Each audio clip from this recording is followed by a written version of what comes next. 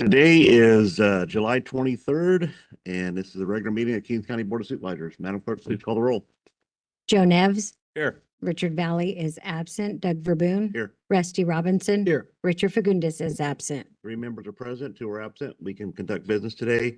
At this time, would all please rise for invocation from Pastor Chad Fagundes, Coney Church. Morning, Chad. Thank you. Good morning. You guys bow your heads with me. Father, we pause in this moment because our hearts are so full of gratitude. It's easy, Father, to get caught up in all of the trivial things of life. But I pray that today, that our hearts, that our minds would be set on things above. God, that we would be focused in a heart that is bursting with gratitude and joy. Thank you for the breath in our lungs today. And so, God, I pray that you would bless this time. You give wisdom and discernment to the council. Father, I pray that you would bless the Kings County, God, that this would be a county that would truly shine for the kingdom of God. And so we thank you, and we're full of gratitude. We pray these things in Jesus' name. Amen. Amen. Just follow me as we salute our nation's flag. Ready? Salute. Pledge allegiance to the flag of the United States of America and to the republic for which it stands, one nation, under God, indivisible, with liberty and justice for all. Very good. Everybody was in harmony today. Okay, we'll go on now to unscheduled appearances. Any person may directly address this board at any time on any item on the agenda or any other items of interest to the public, and 2 minutes are allowed. Do we have any speaker cards? The first speaker I have is Dwayne Cooper. Come on, Dwayne. How are you doing today? Somewhat good. We look good. Okay, I'm going to give you an update from last week. Robert Angel spoke last week about negotiations and stuff. He's not happy with what he's getting reclassified as. I gave him he applied for the assistant foreman, which is a 4. Now they want to classify him as a road maintenance worker, senior road maintenance worker, and do the same thing with all the other 3s. Except they're going to split the 3s because some of the 3s don't have their class A's, and with the new the recommendations from Q&A to make all the 3s senior class workers, road workers. So the ones with the A's are going to get bumped up. The other ones are going to go down to a 2. They want to do away with my 3s completely. This has worked for my 40-year career the way it has been. He's not happy, and there's some of the other ones that aren't happy either of what's happening. As after the meeting too, I got, at the end of the day, I got a letter of resignation from one of the men. He's a 2, and he just said he can't make it with what he's making here. I understand everything's just the recommendations on all the reclassifications. But if it's worked for so many years, why change? That's all I gotta say. Robert would have been here, but we're in the middle of chip season. We just started actually last week.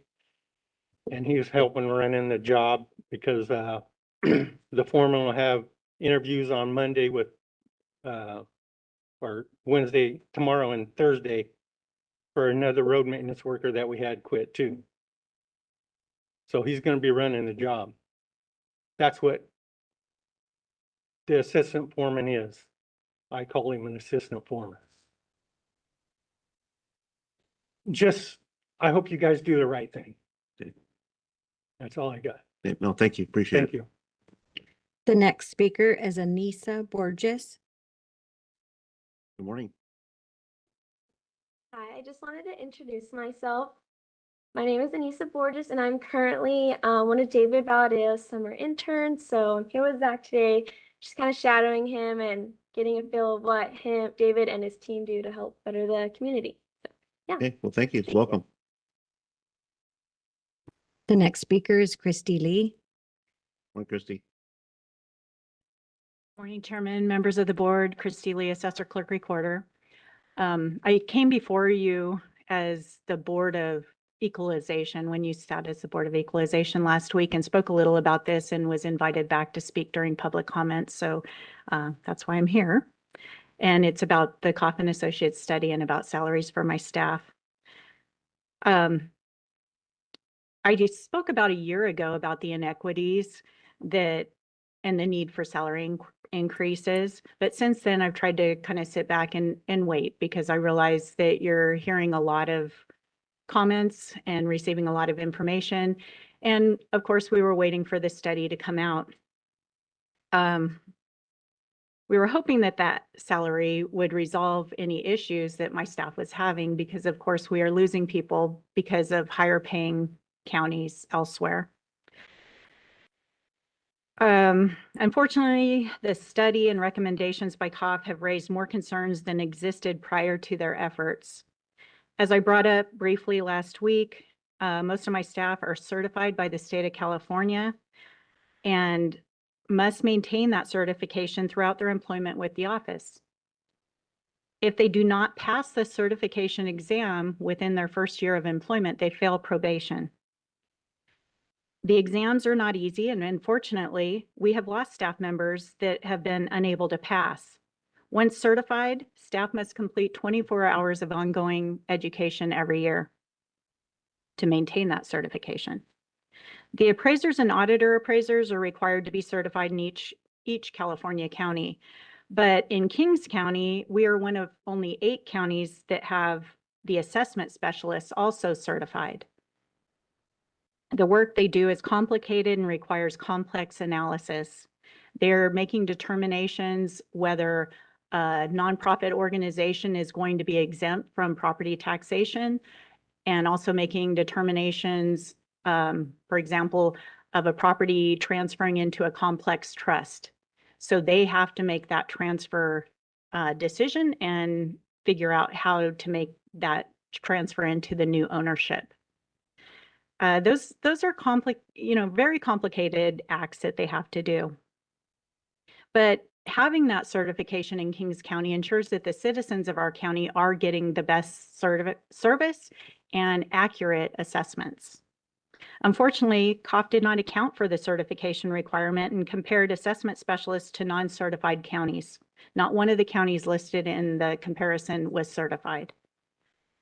The assessment specialists in my office start at $17.30 an hour, almost $3 less than fast food workers and various other entry-level positions throughout the county. The average net pay is about $390 a week. Daycare for one child is now $325 a week, leaving about $65 for gas, housing, food, utilities, etc. Even at a minimum, a 15% increase would only be $2.60 an hour more, but would at least move them closer to what a fast food worker is starting at. There's another position in my office that was not compared fairly either, the auditor accountant position. Coffin Associates only tried to compare them to a position that had a similar title down in the finance office, but the duties in finance and the duties in my office are completely different. So that comparison didn't even pan out. So then their salary was never compared to other counties or for comparable positions.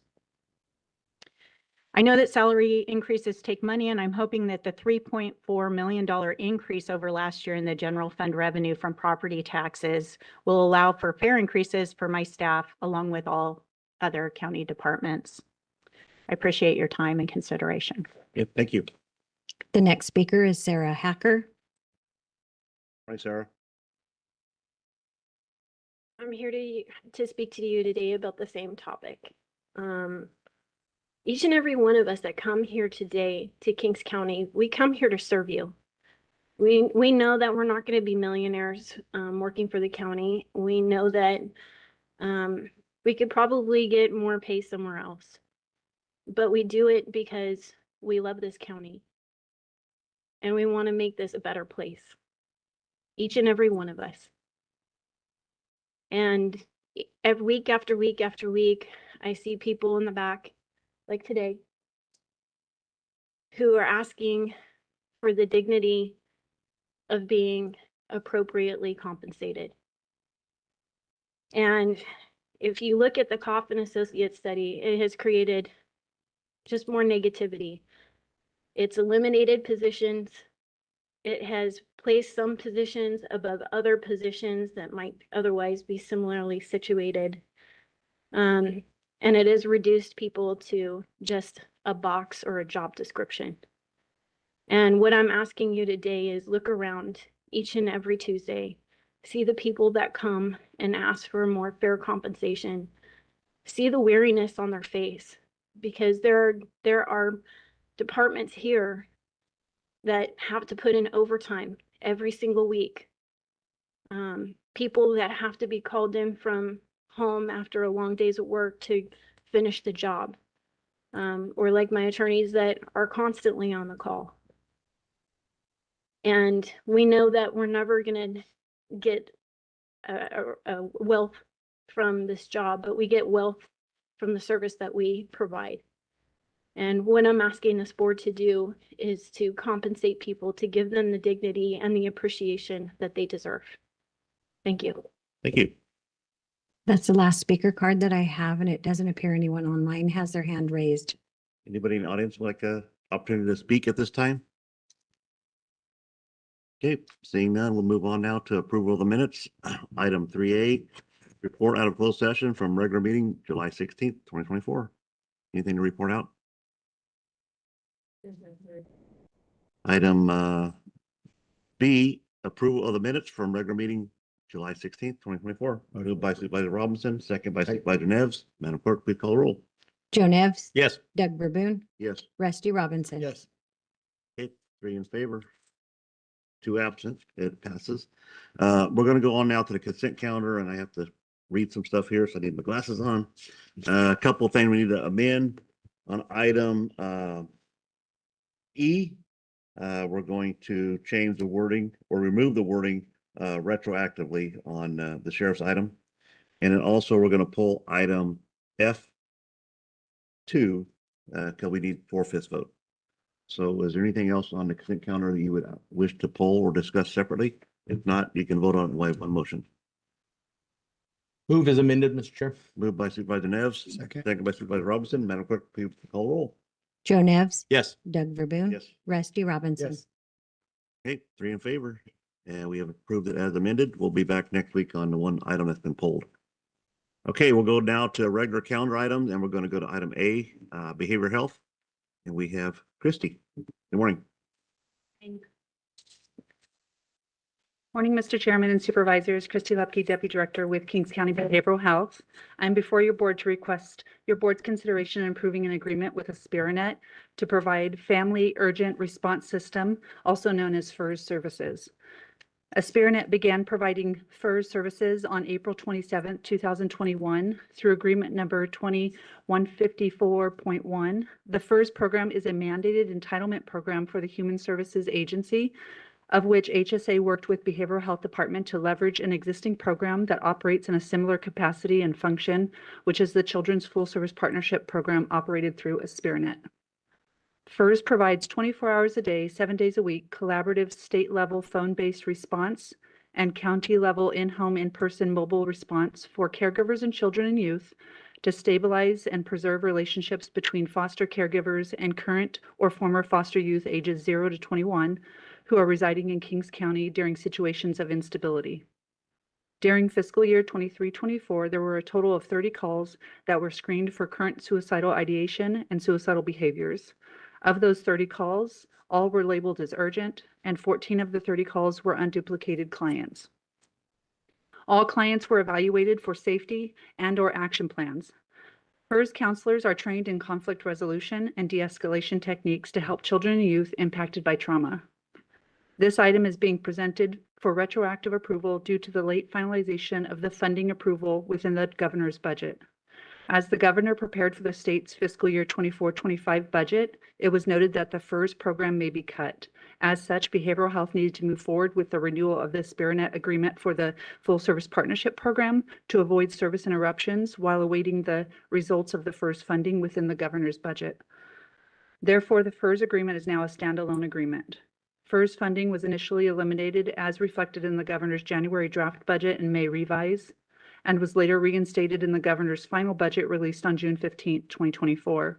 However, in anticipation of reinstatement within the governor's budget, Behavioral Health and HSA continued to develop the contract with the Spearnet and County Council so as to quickly move to the board if and upon reinstatement.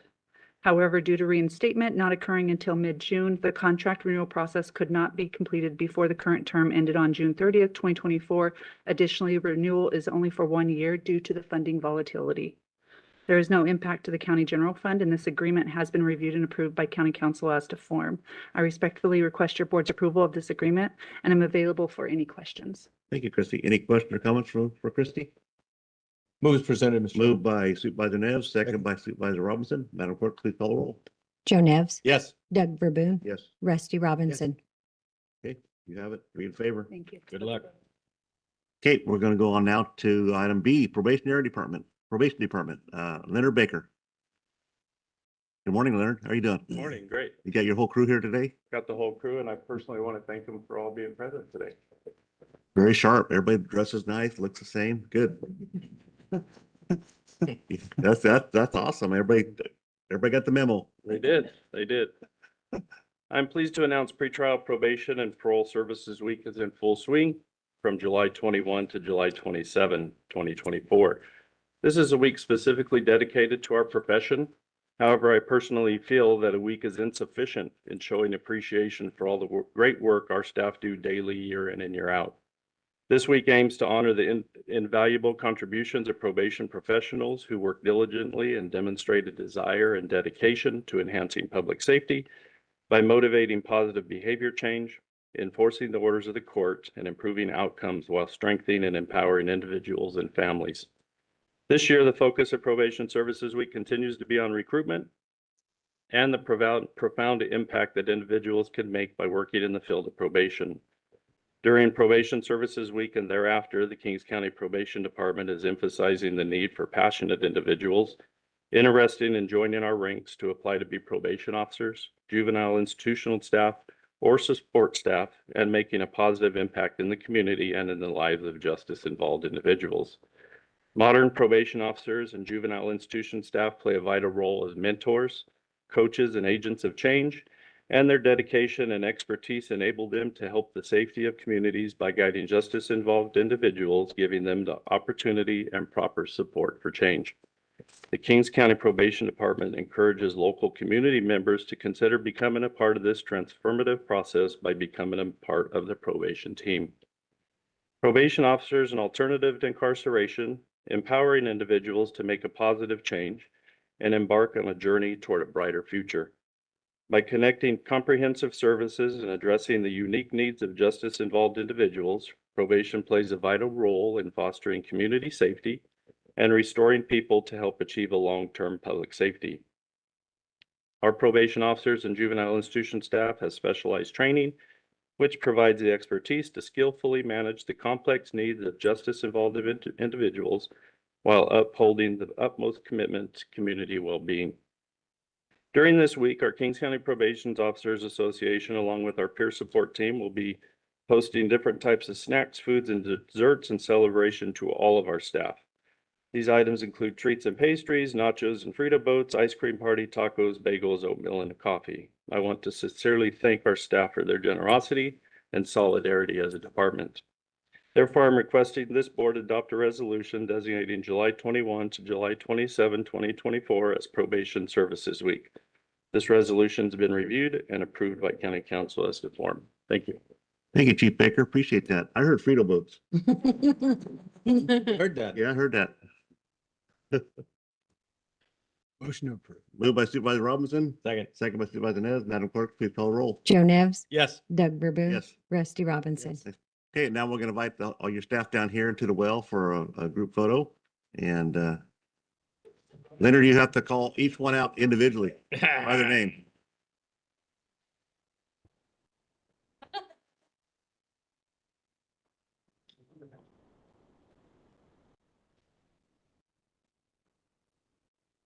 Just gonna be through your phone.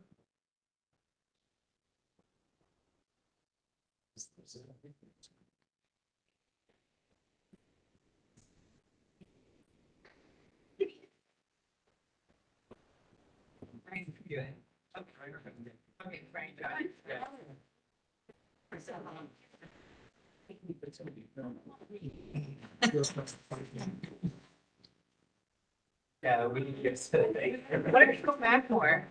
back. And then zoom out like at a 7.5. Yeah.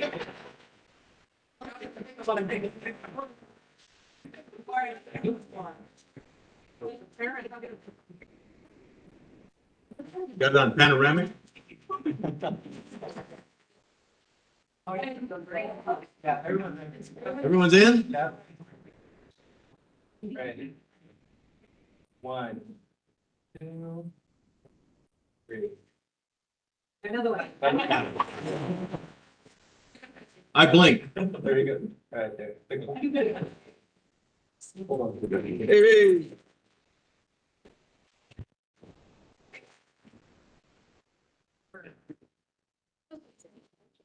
Thanks, good job. Say, hey, where are these speedo boats at? Break through. Breaker, all right.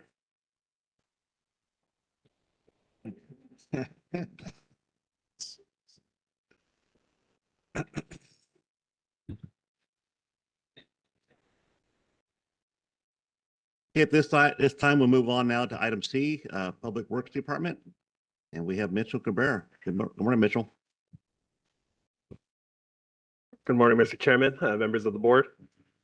Before you is myself, Mitchell Cabrera, Chief Engineer with the Public Works Department. First item is a request for approval of a resolution designating the week of July 21st to the 27th of this year as Americans with Disabilities Act, or ADA Week in Kings County. Some of the background info: in July 26th of 1990, then President George H.W. Bush signed into law the Americans with Disabilities Act, which is commonly known and referred to as ADA. The purpose of this law is and was to work towards elimination of physical barriers which would impede access for other abled individuals to public recreation spaces, restaurants, restroom facilities, government buildings, schools, and any other public space, whether private or government owned and operated.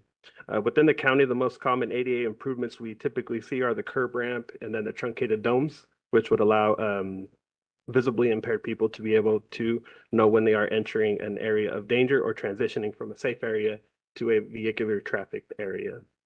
Much progress has been gone forward eliminating these physical barriers since the 34 years the law has gone into effect. And this is obviously seen when you travel to other countries and see the lack of ADA compared to here in the states where we are. The organization Resources for Independent Central Valley has sent a representative to say a few words. So at this time, I'd like to see if they are in the present here. If not, we'll continue. They were supposed to send someone here just to give a couple of remarks. I don't know if they are online. No, okay. Well, in that case, we would like to go ahead and request that your board approve the resolution designating July 21st to 27th as ADA Week in Kings County. Thank you. Any questions for Mitchell? So moved, Mr. Chair. Moved by Supervisor Neves, Second. second by Supervisor Robinson. Madam Clerk, please call roll. Joe Nevs, Yes. Doug Verboon. Yes. Rusty Robinson. Yes. Okay, thank you. So the second item I have before your board this morning is a two-part. The first part is a request to approve the purchase agreements for right-of-way for the 17th and Houston traffic signal project. On October 2017, in October of 2017, the board approved an agreement with Dewberry, formerly Drake Hagman and Associates, for the preparation of the plans, specifications, and estimates for the traffic signalization project at the intersection of 17th Avenue and Houston Avenue. As part of that project and the plans, right away was required to be acquired from 3 different property owners. Hanson property on the southeast corner, Thorbis property on the northeast, and Barcenas property on the southeast corner. Through the negotiations and the right-of-way process, county had the agreements prepared, and everyone came to an agreement on the terms, conditions, and the dollar amounts. So we would like to request that your board approve those purchase agreements so we can move the project forward. And then the part B of this is also approving the grant deed certificates of acceptance, allowing the right-of-way to take on that additional right-of-way for the property. Just some info, it's 0.13 acres for the Hanson property, which is around 18,000. The northeast corner is Thorbis, 0.33 acres, so 30,000. And then the adjacent parcel on the southeast is the Barcenas property with 0.03 acres for 3,000. So the total amount the county would be paying for the additional right-of-way is 51,300. 88.53% of that is reimbursable through FHWA and the CMAQ funds, which would leave the remainder of 5,800, which would be paid by the county road fund. So if approved, we would move forward with the right-of-way agreements, get the deeds recorded, and be able to submit a construction RFA to Caltrans, allowing us to move forward with construction of this project. Thank you, Mitchell. Any questions? I have one question. Okay. No questions. So we've been forced to go to roundabouts, but we're going to do signal light here, correct? Yes. Okay.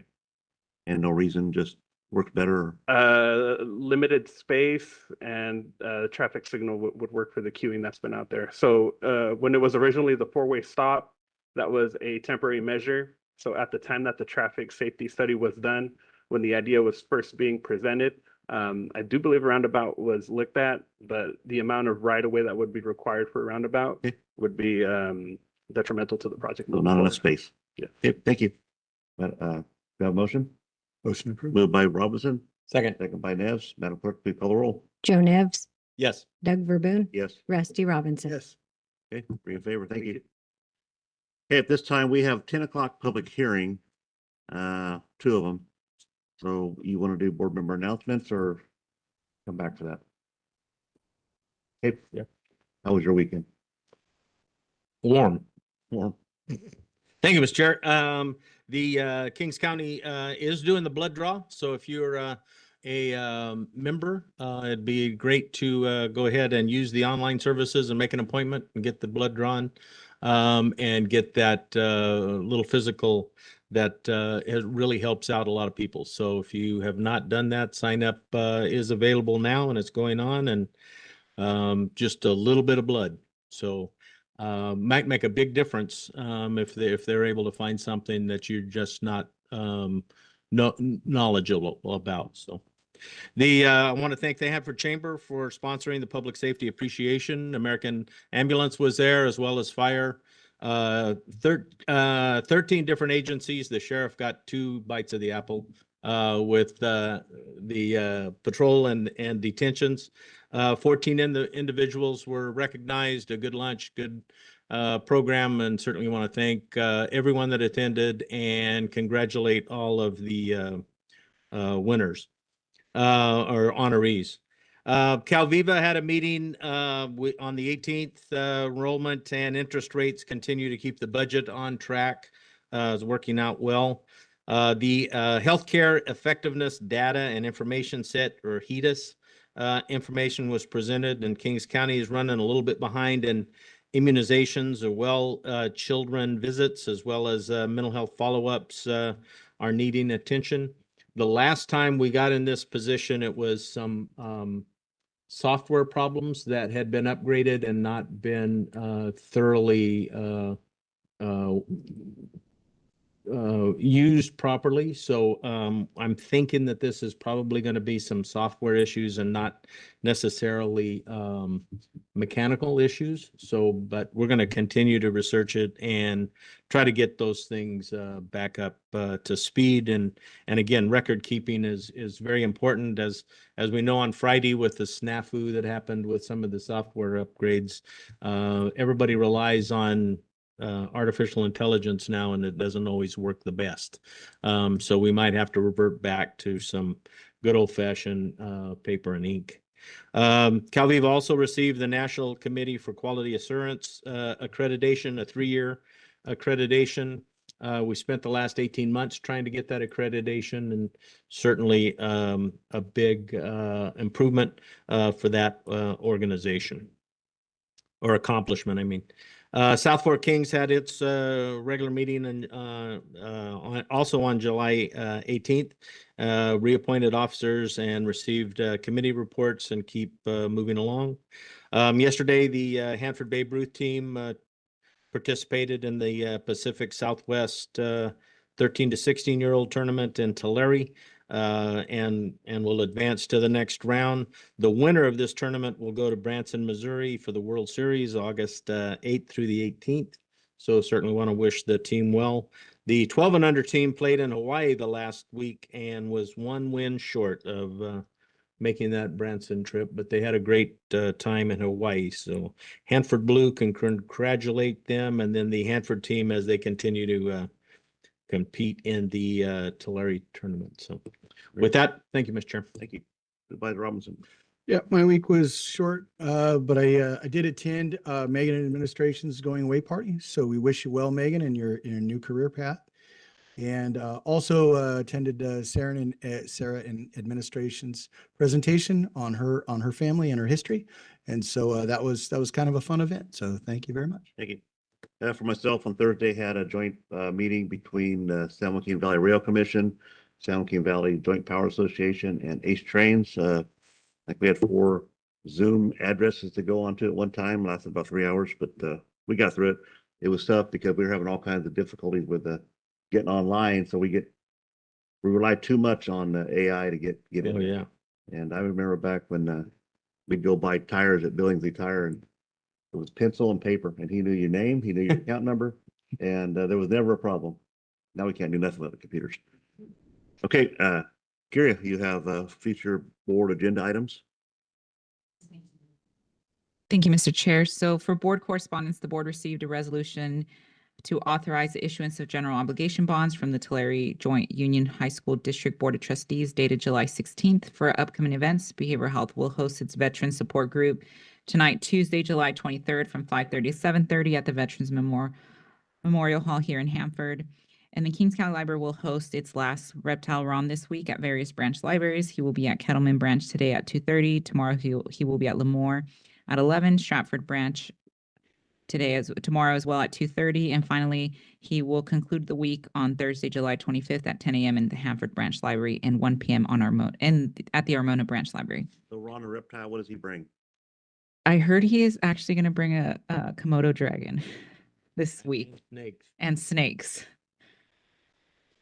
The Department of Child Support Services will host a Kids Day event to celebrate Child Support Awareness Month on Thursday, August 1st from 3 to 7 p.m. down at their downtown location. This outreach event is open to the public. For upcoming agenda items, for the following agenda item, July 30th, I will not be here, but Matthew Boyett will be in my place. Administration has 2 items, some equipment use agreement with the courts, a claim for damages.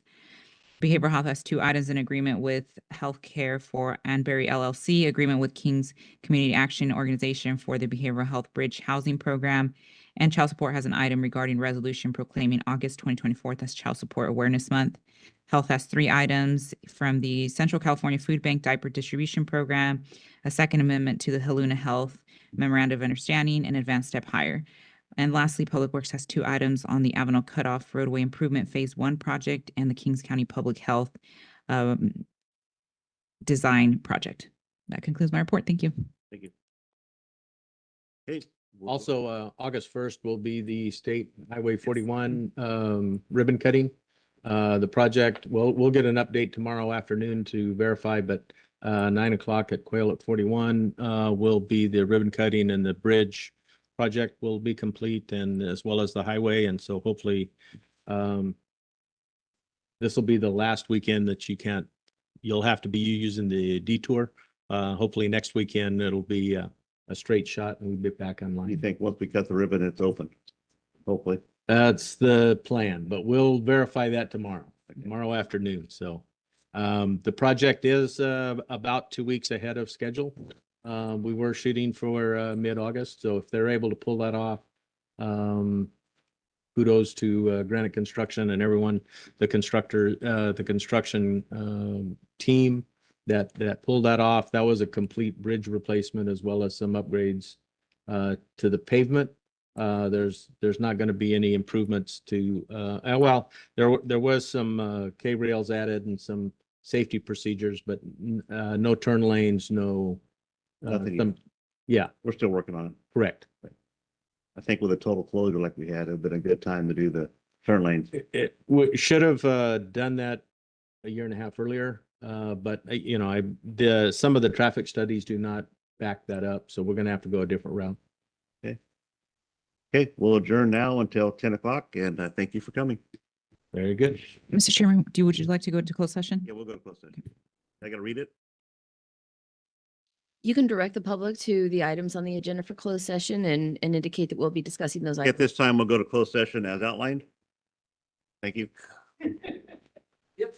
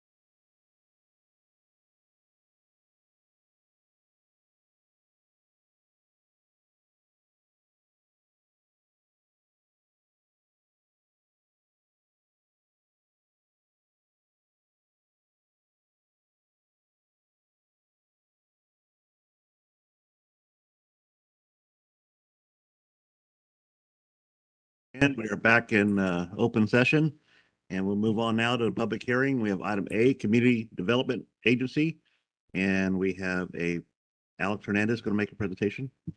Morning, Alex. Hey, good morning, Mr. Chair, members of the board. Alex Hernandez, Deputy Director of Planning.